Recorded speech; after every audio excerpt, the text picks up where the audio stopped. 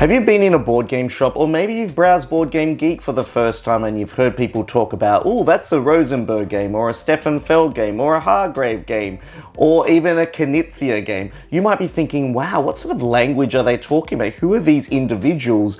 Are they special celebrities that you haven't uncovered or never heard about? Well, these are some of the most renowned game designers in the board gaming world. This is going to be a beginner's guide to who these board game designers are. We're going to be talking about some of their most famous board games and why people actually love them. Hi, my name's Danny. I'm an avid modern board gamer from Australia. I've shared my passion for this hobby with you, my friends and my family. Come and join me on this board game journey. And don't forget to subscribe for more wholesome board game content.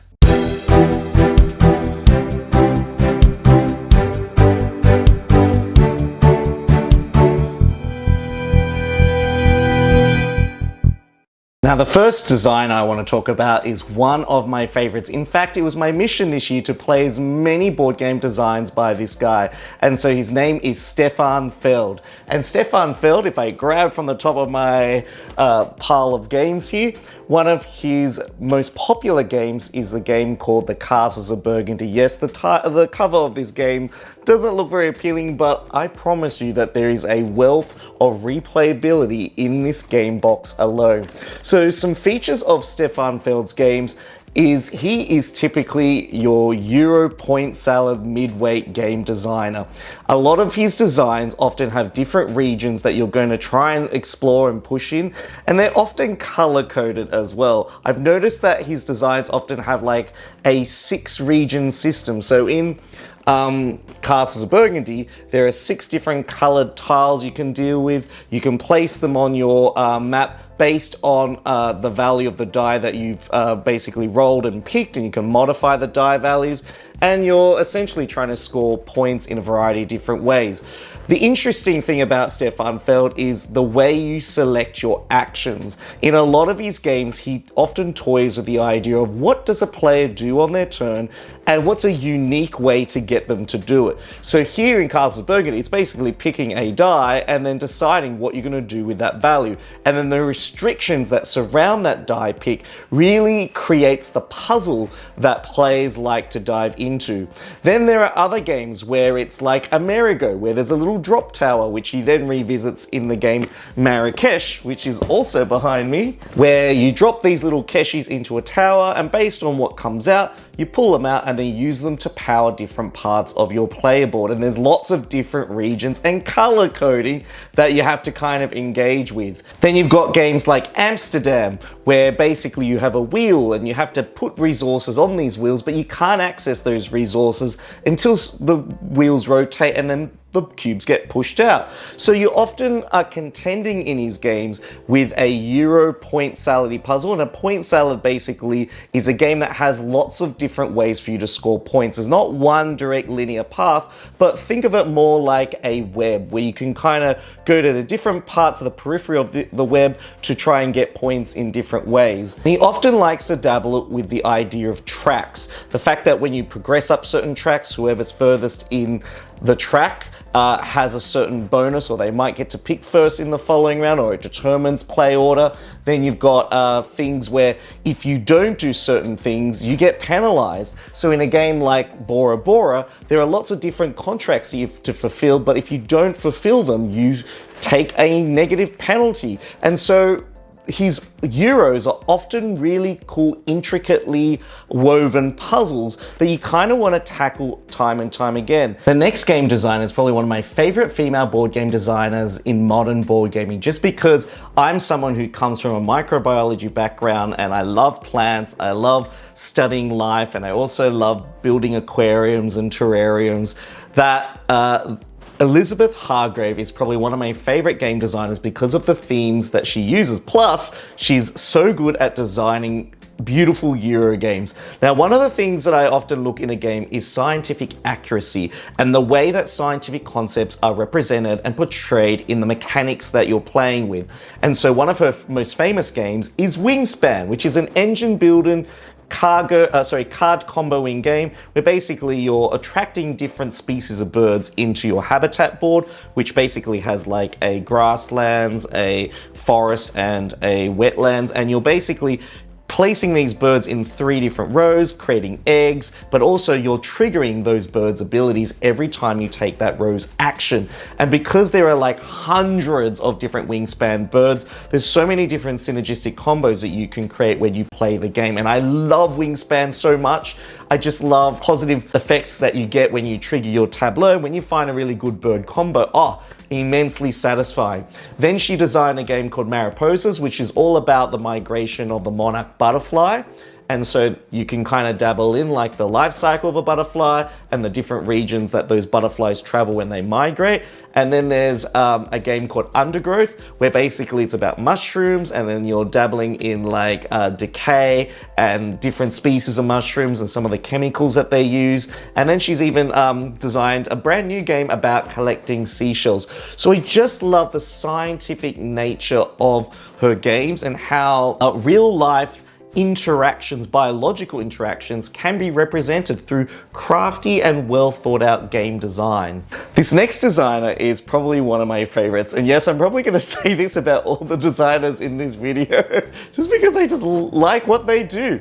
Anyway, so Ryan Laukat from Red Raven Games is basically a designer who not only designs the mechanics, writes the stories, but also illustrates all of the components in his board games. And he's created this world called Arsium where a lot of his Euro games are set. One of his earliest games I played was a game called Above and Below, and then the sequel to the game was Near and Far, and the sequel to that game, which kind of completed the trilogy, was Now or Never.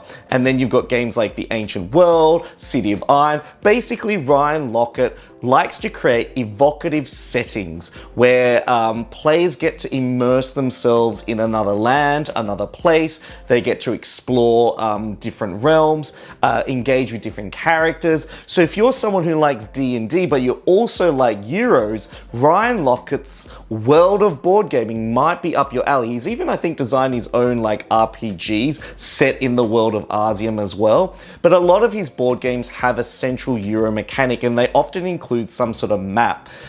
In Above and Below, it's all about tableau building, where you basically are building buildings above ground, and then you're going below the ground and rolling dice and then reading stories from a storybook and then asking players to choose an option, and based on those options you get particular resources or rewards which you can then use. And so a lot of his designs integrate this storytelling as well as characterization into the gameplay choices, but keeping the choices and the puzzle quite Euro-y. In Near and Far, he gave you an atlas, which game was on a different double page spread where you got to gather resources, set up camp, and then Now or Never you kind of had this grid mechanism where you had to build your village on this grid.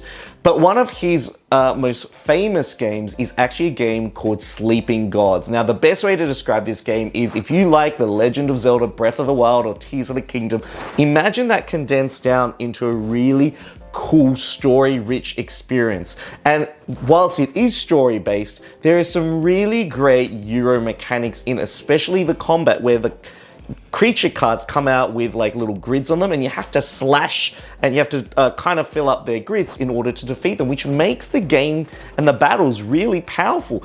Not to mention you can pick up items along the way, you can freely explore this book, which is an atlas, and visit different locations to learn about their stories, complete quests, and I guess manage also your ship. So everything in his games feels like it's got a thematic touch to it, or a thematic flavor that's dressed around it. And whilst you're immersed in this story, you're also kind of solving this really cool puzzle. The next board game designer is one of my favorite game designers. Yes, I've said it again, I know.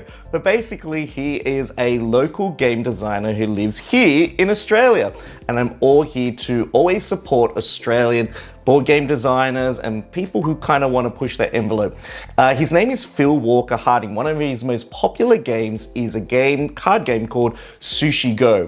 What is brilliant about Sushi Go is the fact that it's a drafting game where you've got a hand of cards, you're picking one, keeping it, and then you're passing the rest of the cards along. But what you're doing is you're collecting different types of sushi. So it might be 2 tempura cards to make a pair, or sashimi is a set of 3, or you might use a wasabi multiplier to multiply the sushi that you've got, or it might be collecting puddings. So basically, a lot of Phil Walker Harding games are very family friendly, so they're often dressed in a very approachable theme that families would really enjoy. The rule set to his games are often really simple, really straightforward, and really focused. So his games often explore 1 or maybe 2 mechanics at a time, and then he's on to the next game. And what I really like about Phil Walker Harding's games is that it's got a low entry point, so anyone can pick it up and play one of his games in about 5 to 10 minutes, which makes it super easy to get into and understand. But a lot of his games have really cool strategy and depth. In fact,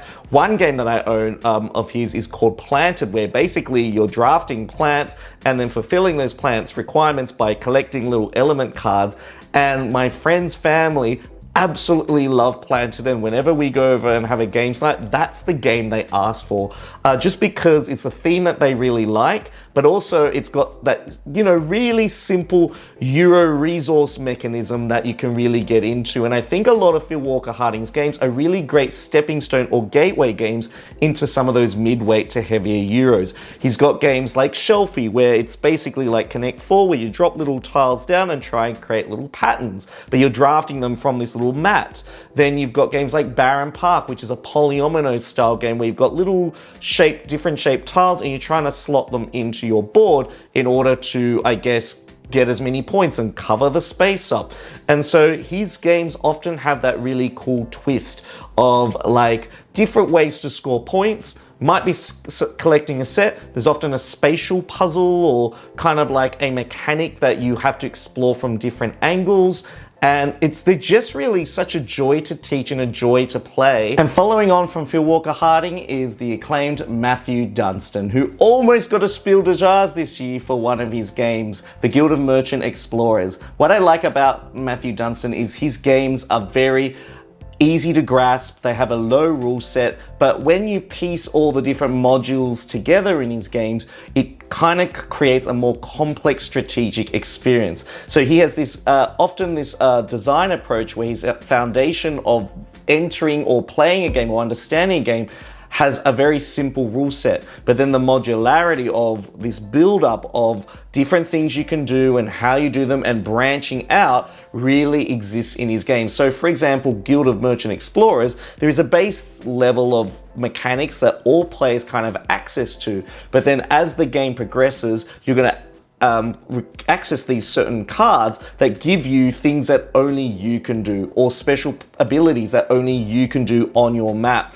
And so while the goals are going to be the same, the way you do them because of these little cool card abilities is going to be unique to your game experience and unique to the strategy that you might want to explore for this particular game. Start simple, but the complexity of the game really unravels or reveals itself as you play his games. One of these games that I really was surprised by was a game called Perspectives. In fact, I got, I think, both editions of the game, the blue and the orange, where basically it takes a deck of 12 cards, you deal out the cards, and then you just communicate with the other players what you see, and you're trying to solve a case across 4 acts using these different sets of cards, and it's brilliant. The level of communication, the level of puzzling, literally a 30-second teach, yet half an hour of gameplay. The next designer has designed one of the most popular games in the modern board gaming world. In fact, it was probably the second game I bought when I first started this hobby about 10 years ago.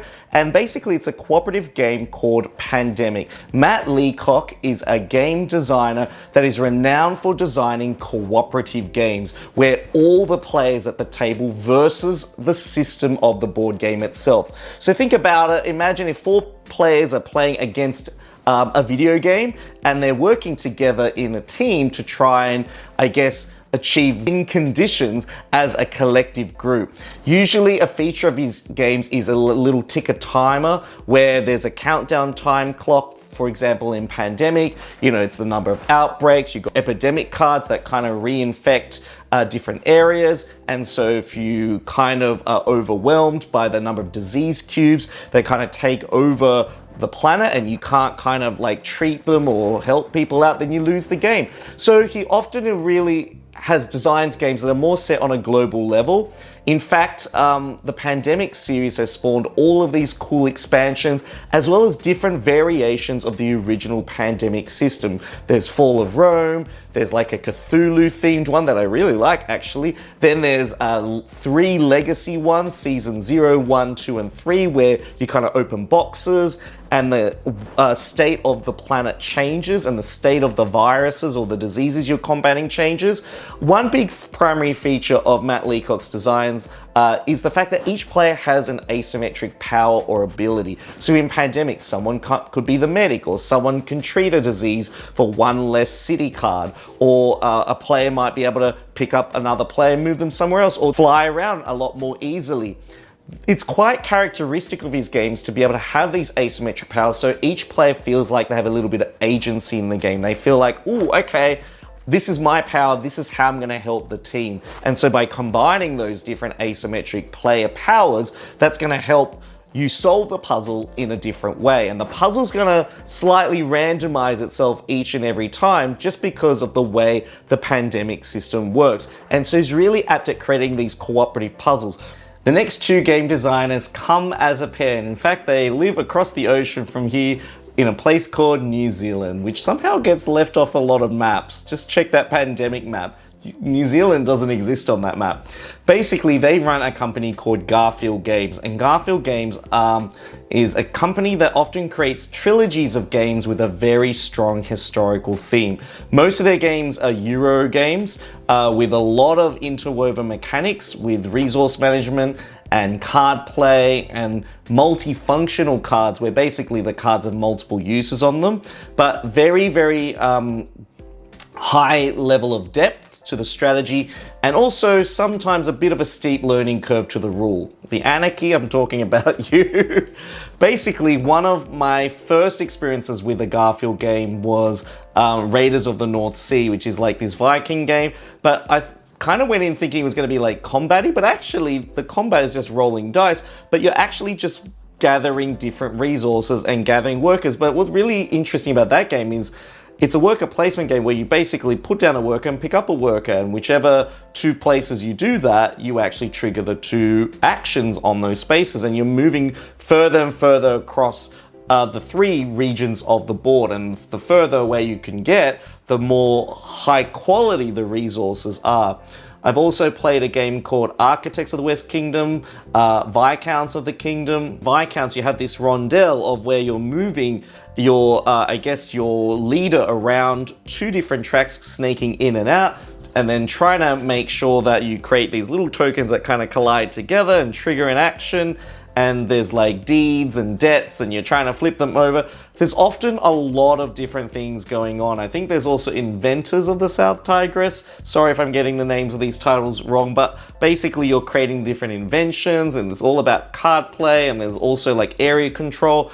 It almost feels like there's too much going on, but for some reason, it's about the theme and the history that comes first in the games. There's a game that I played with my friend about translating languages all into Arabic, and you had to try and hire different translators to get the language to follow this little flowchart for converting the language finally into Arabic, and you're trying to do it the most efficient way possible. Then you've got these like colored worker combo where you're trying to mix different colored workers to activate different effects. Wow, sometimes when I play a Garfield game, it can feel really overwhelming, but the art style in a Garfield game is kind of got this very cultural graphic novel-esque feel to it, where when you play, you're like, oh, you're creating this panorama, or you're playing these Viscounts or these Vikings, and you're using their abilities, and they all have this very similar art style to them that makes it very evocative to Garfield games. This next game designer also has his own big publishing company that is very well known in the modern board gaming community. It is Jamey Stegmaier, and basically one of his first games that I ever played was Viticulture, and it's now still sitting in my top 5 games of all time, just because I love what it does as a wine creating farming game, because of how everything flows in the process as you're for making wine. By growing the grapes, you're harvesting, you're crushing the grapes, you're aging the wine, you're mixing them together. So a lot of Jamey Stegmaier's games are very high quality and well produced. A lot of the themes that are attached to his games often feel rich and connected and meaningful. Most of his games play at least 5 players or more, and they often have like an automa or solo variant in the game that allows you to play the game on your own if you can't gather that many people. And so a lot of his games are often set in worlds with very unique themes. So for example, Scythe is kind of like an alternate historical universe, which kind of has like mechs in kind of like Russia. And then basically what you're doing in that game is you're controlling a faction. You're moving little discs, but also like little cubes, and then pulling little buildings off your board, putting them on the main map. But then you're activating top and bottom actions in your little faction boards or player action boards. And in Scythe, it's got this really cool theme, but it really kind of plays out more like a semi or very light 4X game.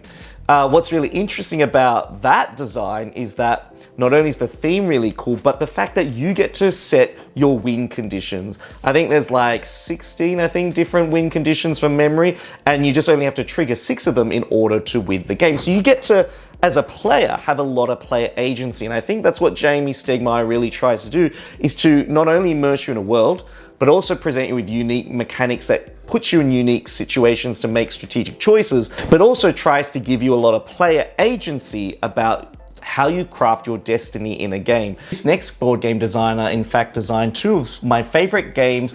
One that's actually my top 10 games of all time, and another which I think should be my top 10 games of all time. And I'm sorry if I don't pronounce his name right, but it's Germán P. Millán, and he's the designer of Botoku, Men the Fur, and Bamboo and Sabika, and I think Covenant, which is coming out soon.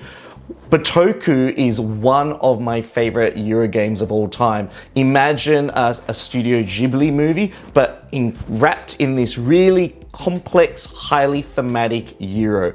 It's a Euro point salad game where you're basically doing everything, including the kitchen sink. People often describe this game as basically you're just collecting all these different things, shuffling them around, and then spitting them back out to get points.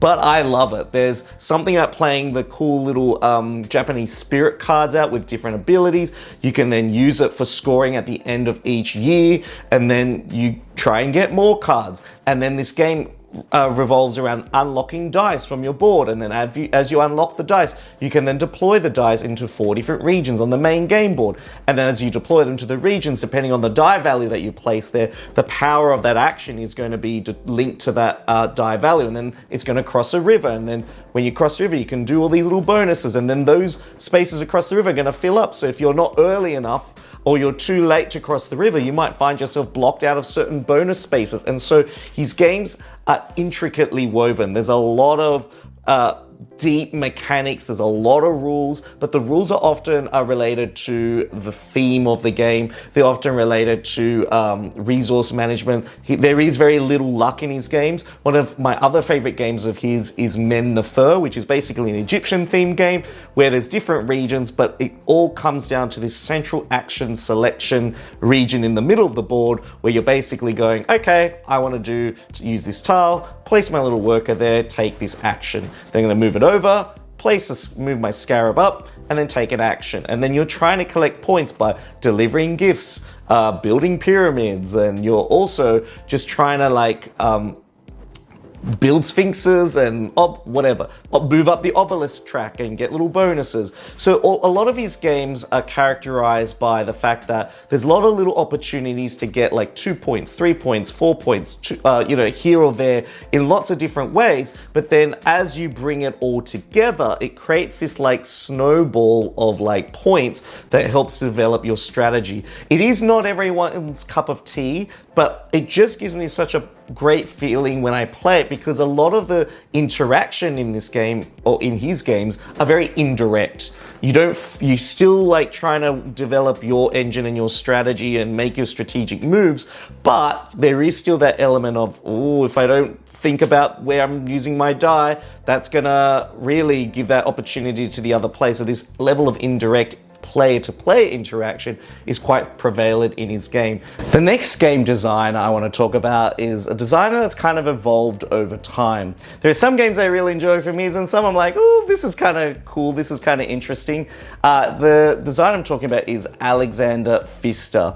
One of my favorite games from him is the Great Western Trail Trilogy, which is basically a game where you're trying to cultivate a herd of cattle represented by cards in your hand. You're traveling to different buildings along a track, and then using the effect of those buildings to then, I guess, cull out some of the lesser powerful cards from your hand and acquire more powerful cards in your hand. And then as you get to the end of the track, you cash those cattle in to earn money, which then flings you down like a railway track in order to get bonuses. And then you repeat the process all over again, except the second time round, there are more buildings that are placed out. You pass over other players' buildings. It's a brilliant game. I absolutely love Alexander Pfister's design. So a characteristic of his games is the idea that you start out with a base level of actions, and as you play his games, you slowly unlock things that are going to allow you to do more things more easily and build up to. So for example, in Great Western Trail, you'll take off little discs every time you reach the end of the track and stop at a station to cash in your cattle,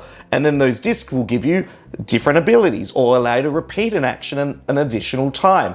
And then what you can do is that as you progress through the game and make more loops, you get more money, you uncover more discs, you place different types of workers in the little worker rows, and then trigger different scoring abilities.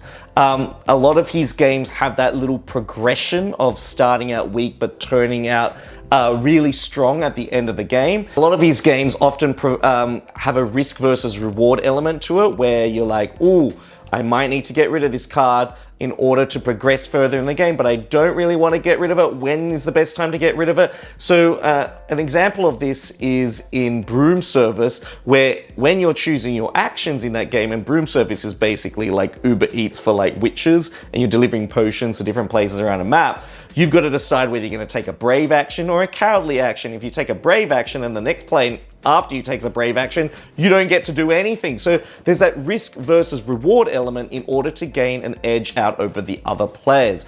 There's a game that I'd like to try of his called Maracaibo, and I've kind of had my eye on Pirates of Maracaibo for a long time, but I'm kind of just holding off for a little bit. One of my other favorite games of his is Isle of Skye, where basically imagine like Carcassonne. If you haven't played Carcassonne, it's basically placing out square tiles to build a map. But in this game, you're setting the prices for these tiles, and you're also getting rid of one of your tiles at the same time. So you're thinking, oh, okay, I want to set $5 for this tile, but if my opponent buys it, I'm going to make a profit of $5 because you get your money back if someone else buys it. But if no one buys it, you have to forego that money, and then you have to keep the tile. So it might not be a tile that you want, or maybe you overpriced your tile and you thought, oh, no, I should have made it a lower price because no one really wants it. Isle of Skye just has that really cool twist, and a lot of Alexander Pfister's games have that twist. The next game designer needs no introductions. He's got a PhD in mathematics, as well as having worked in a bank all those years ago before designing a massive amount of board games. He even wears a bow tie. Look, one day I hope to meet this amazing game designer. His name is Reiner Knizia. And if you played a game called Quest for El Dorado, where basically you're building a deck, moving your little explorers to try and get to the end of the track first to be the winner, then you've already played a Reiner Knizia game. But he's designed so many games that sometimes you don't even realize you're playing a Reiner Knizia game. So like there are a couple of Japanese games I bought recently, one called Mankind Collection, and then one which was called Summer Treasures, which was a retheming of a game called Circus Flahadi, and I was like, this is a Reiner Knizia game, but in Japanese? Oh my goodness, Reiner Knizia has such a far-reaching way of designing so many games. Honestly, Sunrise Lane, there's so many games, but a lot of his games are characteristic because they either feature some sort of tile laying mechanism, some sort of auction or bidding mechanism. So he's the master of auction bidding, modern art. I'm talking about that game, which is basically 4 different varieties of auctioning to play the game. But everything that he designs has a very abstract feel about it, yet it has an interesting theme that's kind of laid on top, but the theme is never ever really deep. You can really see that a lot of these games have a lot of play interaction. There's a very, they're often underpinned by a mathematical puzzle that you have to solve. So for example, in the game Modern Art, you're sometimes setting the price of a painting to try and sell it. You might be engaging in a double auction. You might be going silent bidding, or you might even raise your bidding as you go along. And then that's going to influence which paintings are purchased. And then that's going to directly influence the value of the painting at the end of the round. And then in the subsequent round, those values of those paintings, of the most popular paintings, are going to accumulate. And so there is a mathematical element that players are often thinking about when they're playing his game. Well, whilst that doesn't apply to all of the games he's designed, it's a very common thread.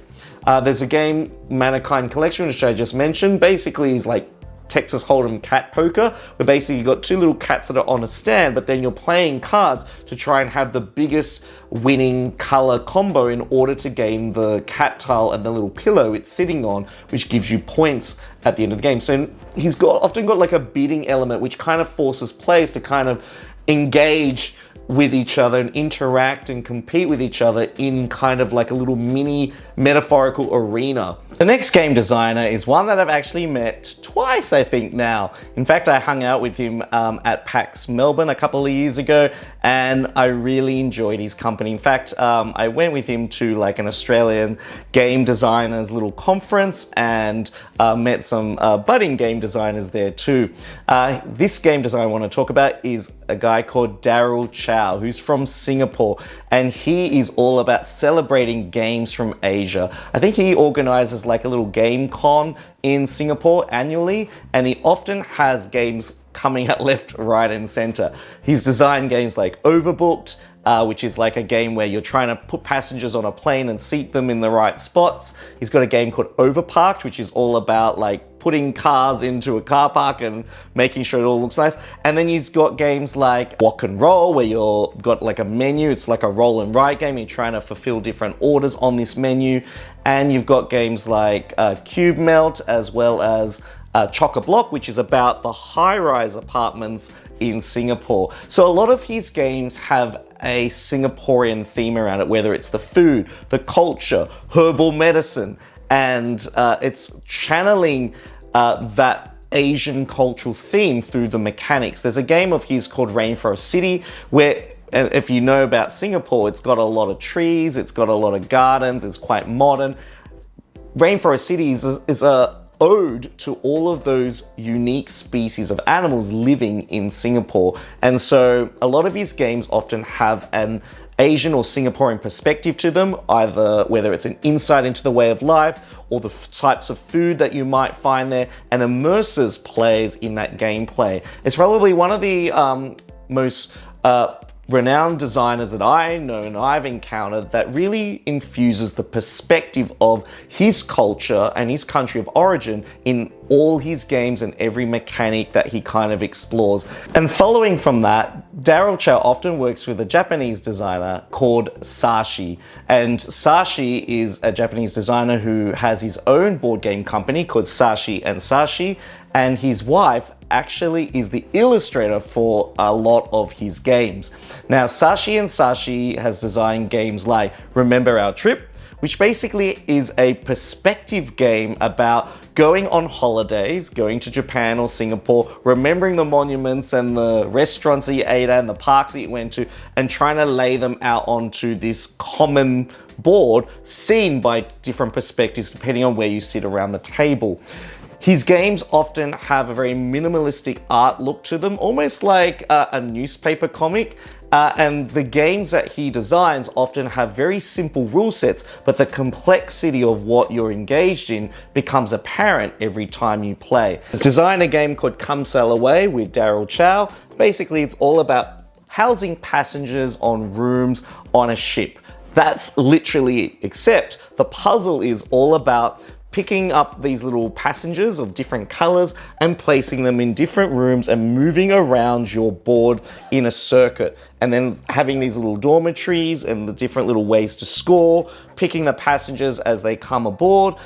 It just has a very straightforward theme to it, yet the puzzle of what you're doing becomes apparently complex as you play. And that's a big feature of a lot of Saashi's games, that there is a really interesting hook to them. So this is the art style that I was talking about that's often drawn by his wife, where it looks very minimalist, but they often have that evocative feeling to the game where you're like, oh yeah, I'm housing passengers with these meeples, and the art definitely connects you into that world. It always feels like a Saashi, when you play a Saashi and Saashi game, it always feels like you are playing in the world of Saashi's mind. This next game designer is one that has a big wheelhouse of games, and I intentionally use the word wheel because a lot of his board games feature a wheel or rotating device of some sort.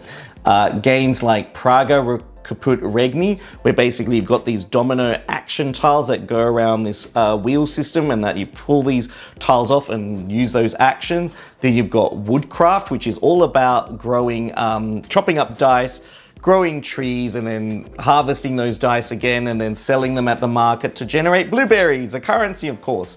And then you're trying to like craft different objects, but the central mechanism there is a giant rotating saw, and then pieces around the saw are the actions that you get to pick. And then if you pick one that hasn't been picked in a long time, you move it from the back to the next part of the queue, and then you get a bonus, and it's all split into 4 quadrants, and little bonuses are revealed as you're rotating this device. Play one of his older games, Messina, which is about like getting rid of the rats during the rat plague, and you've got to basically move your workers around this hexagonal map, and then you're trying to like, it's very got a weird theme, but it's got this circular section on your playboard, and you're moving 3 discs around these, I guess, tracks that hopefully allow you to loop back into the center in order to get bonus points. And you can place little workers on these 3 different segments of your circle in order to create different bonuses and effects as you pass through with your markers.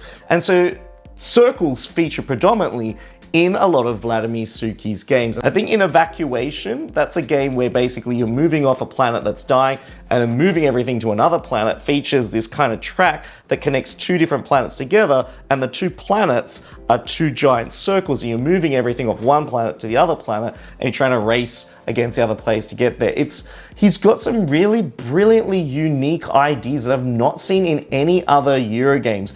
And the fact that he plays with circles a lot and thinks about how rotating a dial will help you create new interesting challenges and decisions in the game really makes for some great fun. His games are super tight, and you feel like, oh, there's only like 13 actions in this game. How am I going to be able to achieve anything? So a lot of his games require you to try and link bonuses together to try and make every action as long as drawn out as possible in order to get the most of every action. The next game designer is one that you need to take a deep breath before playing one of his games. In fact, even I'm intimidated by his game designs, and to be upfront and honest, I actually haven't been able to play one of his games yet because of not only the size of the game, the amount of time commitment, but also like how intimidating it kind of looks. And I'm not really one to shy away from complex games, but his games are ones where I'm like, maybe I'm ready in a couple years' time. But I'll include him on this list because so many people love his games and talk about it all the time.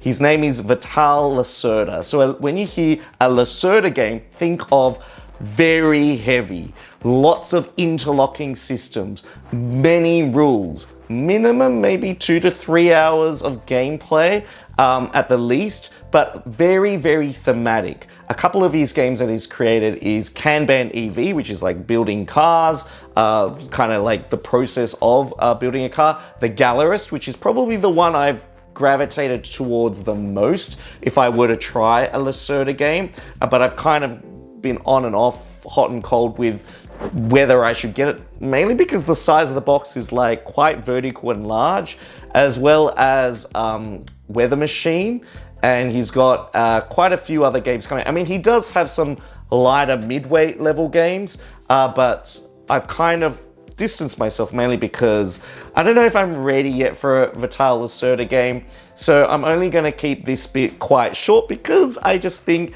it's probably one that you need to try or watch a few videos about just because of how complex they are. So I would imagine that one of his games, for me, would be at the highest tier of complexity. Daniele Tascini is a modern Euro game designer who often is well known for his T-series of board games. No, not Time Out, but basically he's designed Tzolk'in the Mayan Calendar, Tekhenu, Obelisk of the Sun, Teotihuacan. These are all games, Toledum, which all begin with the letter T. Not sure how that's emerged, maybe because his surname begins with T, but a lot of these games have an ancient historical theme. One of the first games I played of his was Tzolk'in the Mayan Calendar, and basically it's a game where there's a rotating cog in the middle and there's other little temples with rotating cogs, and you're placing your worker and then deciding when you're going to take that worker off to get a particular benefit. A lot of his games, I would say, are point salad games, but have an interesting way of getting the points and selecting your actions. In Teotihuacan, you're basically moving your die around the board, and then where your die lands, you're using the die value to then trigger an action. Then if you've got more dice there, you can trigger more powerful actions in that area. And so you've got this kind of circuit that you move around in order to do the things that you want, and the different action spaces are triggered when you can kind of synergize your dice to all land in the same spot. And then you've got Tekhenu, Obelisk of the Sun, which basically has dice around an obelisk, and then as you rotate the obelisk, it's going to cast shadows, and depending on where those dice are, they could be tainted, pure, or you can't use them at all. So there's like different elements to his games that make it unique, interesting, and fun, but they're often encompassed by an ancient civilization theme. And so what I like about the T-series games is like he explores a different civilization through a new set of mechanics. And through those mechanics, you think, oh, okay, I can dabble in this mini game. I can build a pyramid here. I think in Tekhenu, there's this whole like little grid where you're putting pillars up and little tiles down. And then you're trying to synergize how many pillars you got in different rows and columns, which makes for a very immensely puzzly experience, which I really enjoy. I think Teotihuacan is probably my favorite of the three, then probably Tzolk'in the Mayan Calendar. Following from that, another designer that often works with Daniele Tascini is Simone Luciani. And one of my favorite games from him is Grand Austria Hotel, which is a very tight puzzle about inviting guests into your hotel, preparing rooms, feeding them with some strudel and coffee and wine, and then putting them into a hotel for the night, and then paying for their stay and the operating staff that need to make their stay a comfortable one. Simone Luciani's designs has designed Darwin's Journey. He's worked with Daniele Tascini on Tzolk'in the Mayan Calendar.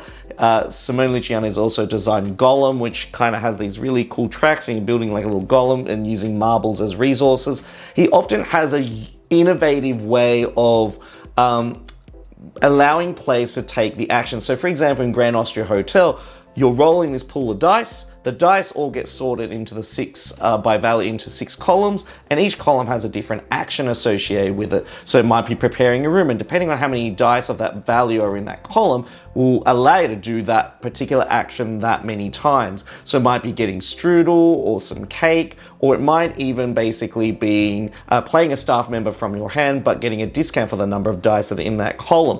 And so in Grand Austria Hotel, you're only taking 2 actions a turn, but the amount of pressure and things you got to juggle and things you got to calculate and trying to get around things is intricately tricky to wrap your head around. In fact, it's kind of brain burning sometimes to really get your mind into how you're going to do something. So a lot of Simone Luciani's games feel really restrictive. You're given this very limited amount of resources, but there's like 4 things you really want to do, but they stretch those resources in such a way where it's really difficult to kind of decide how you're going to use them, the best way to exploit them, maximize your turn, but also the decisions that you make in his game are extremely weighted, and there's basically stretch you in like 5 different ways. You've got like this emperor track that you have to contend with. Then you've got to find the resources to feed the people, your guests that come in. And then you've got to find the right color room to put them in based on what color they are. And then if you complete a little region,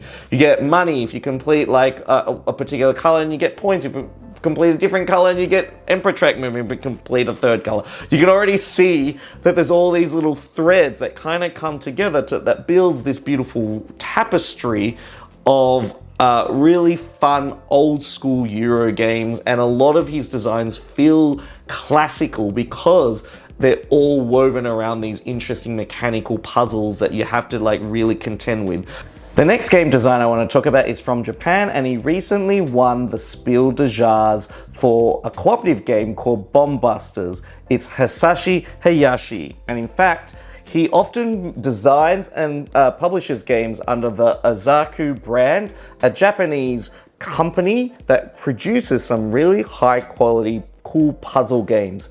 Now, Hisashi Hayashi has designed one of my favorite games of all time in my collection called Yokohama. And basically what I like about his designs is that at the center of it is a puzzle that needs to be thought about, and there's some really interesting hooks and layers to how the puzzle flows throughout the game. In Yokohama, you've got to place your little president, and then you've got your little assistants, and you can only move across the network of different little destination tiles by going through pathways where your assistants are located. And then at each destination, depending on how many assistants are there, that is going to be the magnitude of that tile's ability that you'll be able to use. And so that creates this geographical puzzle of trying to get the resources that you want, like it might be tea, or trying to get tech cards, and then using those resources to build shops and then fulfill orders, get little agent tiles, which is really cool. So a lot of his games have a puzzly effect. This one is one of his latest ones called The Rail on the Hill, which it is in Japanese, but it is actually language independent. And basically you're trying to build like a network of rails. One of his other famous games is a game called Trains, which a lot of people have really liked. So he's really into creating an interlocking network puzzle, thinking about how players are going to engage with that puzzle. And it's often got a rule set that's quite easy to understand, yet the complexity of the choices that you make are quite deep. And so one of the game Bomb Busters is his cooperative deduction game where you're trying to cut wires in order to defuse a bomb. And the next game designer has been around for a long time. In fact, he's designed so many different games with so many different themes. A lot of them feel very approachable and immersive in nature. And that's what I really like about them, that the fact that they're easy to get into, and they've got some really cool, interesting game hooks for you to wrap your head around. Bruno Cathala, one of his most recent games, Seven Wonders Duel, Lord of the Rings, is basically, he's really, really good at finding ways to stretch players' decision space. So by designing games like Seven Wonders Duel, the fact that you're drafting these cards in these different arrangements, trying to trigger certain things from your cards, and there's like 3 different win conditions as you're trying to battle for one of those win conditions, while another player might be racing against you or pulling you in another direction if you're talking about the military track in Seven Wonders Duel. He just has a way of creating game designs that fit this kind of little bubble space. And one of my favorite games that he's made recently, which is a top 10 game of mine, is Sea Salt and Paper, where basically the mechanics of the game, it's really a set collection game, but it's all about revealing information and seeing what other players take and what they don't take. Because in the game, you're basically taking a card from one of the tops of the 2 discard piles, or you're drawing two, keeping one and discarding the other. And so what players discard is going to kind of indicate to you what players might have in their hands. Players will be able to play duo cards from their hand to trigger a certain effect, which might be stealing a card from another player, or going through the two discard piles and playing a card from there. Or it might be just even scoring and multiplying scoring, or through set collection. His games have really easy concepts to grasp your head around, but the little hook is about trying to make you think about all the different things that are happening as you make your decisions, and make you evaluate the potential consequences of those decisions. So for example, in one of his games, King Domino, basically you're drafting these domino tiles, but if you take one at the bottom, which are usually more valuable in terms of scoring, then you're going to be picking further down in the turn order in the next domino draft. That simple little mechanic of going, oh, do I take a lesser powerful tile at the top, or in order to pick first on the subsequent turn, or do I take a more valuable scoring tile with a crown on it and then put it into my little grid, and to enhance your scoring powering strategy. And then I guess the trade-off there is to not be able to have first pick in the next turn.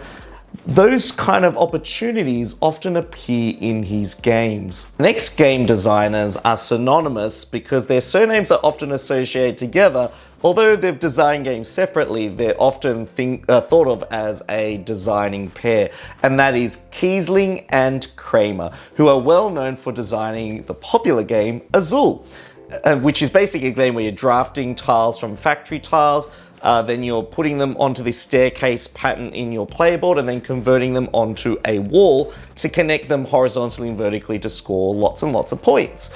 Their game styles are very abstract, so if you've ever played Mexica, Java, or Tikal, which often have a very abstract feel and look to them, and the way you do play Mexico is you basically start with this giant board and then you're slowly dividing up the board and taking up regions of the board.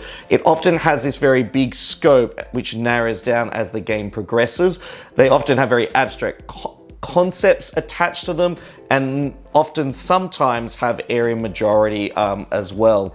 One of my favorite Kiesling game is actually a game called Riverboat, which is actually over here over my shoulder. It's one of more of an old style game, but basically I just love the puzzly nature of like this bingo style effect when you flip over a card and you've got to place a little person on your farm area, and then you basically get to harvest the goods and then place them on little boats. Like, I know a lot of their most recent games that I've worked on together, like Savannah Park or Caldera Park, it works on like a bingo style mechanism, which is reminiscent of the early bingo style mechanism in Riverboat. And then based on what options come up, you've got to try and deal with the options that are presented to you and puzzle that out. And that happens with some of the crops and the placement of your little workers on your field in Riverboat. But in those two games, it's about which animals do you use and which animals do you flip over in order to score some endgame points. Now, I'd like to finish this video by acknowledging one of the most renowned board game designers in the modern board gaming world.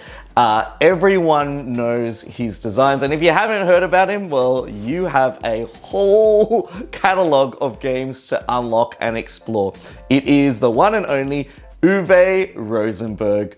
Uwe Rosenberg is renowned for his farming and resource management games, where basically you're growing your wheat, you're growing pumpkins or your agriculture, and then you're breeding sheep and breeding horses, breeding cows, and then you're placing them in pens, and then you gotta feed your people. You're always gonna remember to feed your people in his games.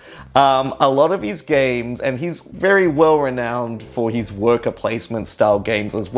He's obviously branched into so many other different design spaces in terms of his board games, but if you are looking for the core set of his catalog of games, you're talking about Agricola, Caverna, Fields of Arle, Hallertau, Feast for Odin.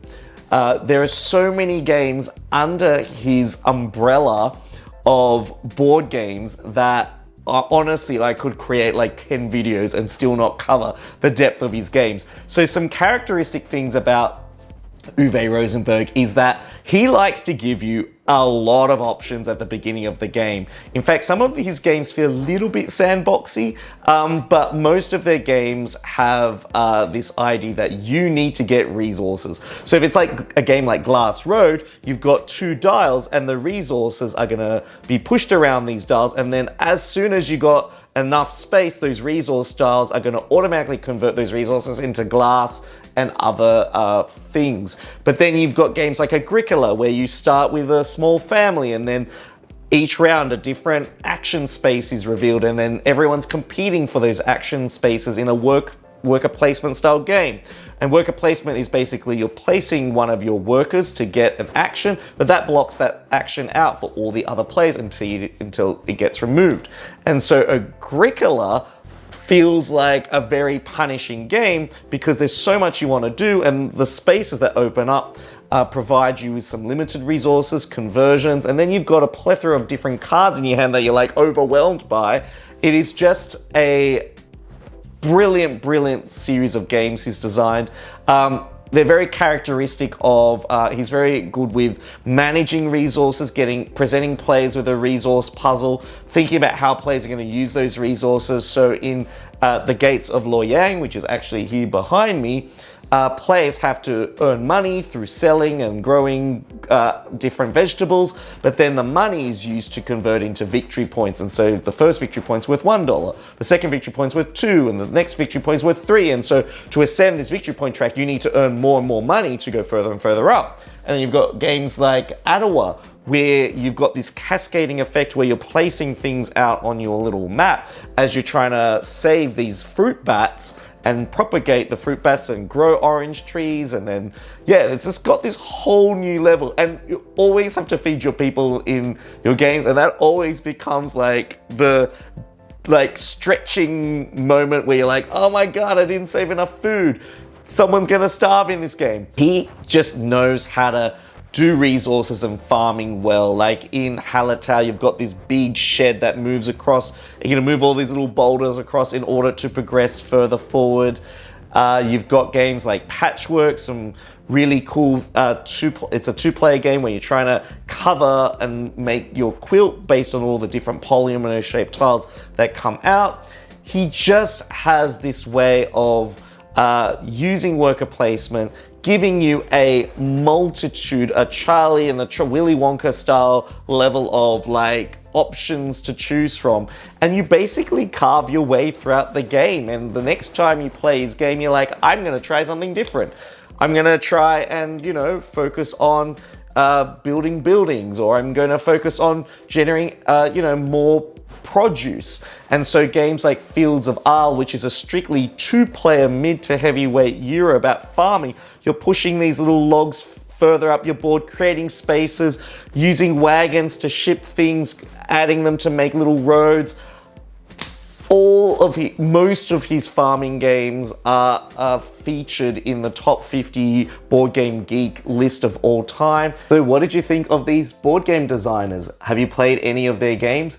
Are there any other upcoming new board game designers that you would like to shine a spotlight on? I'd love to discuss and help provide a little bit more focus on some new and upcoming game designers, because I just know that game design is such a hard thing to be able to kind of achieve and do well in. So I really love discovering new designers, as well as tapping into the game designs of the old ones too. Thanks once again for joining me for another Board Game Sanctuary video. If you really like this video, please consider subscribing and buy me a coffee a month by heading over to my Patreon page, and hope to see you again in the near future. This is Danny signing out. Hope your next board game is an amazing one. See you soon.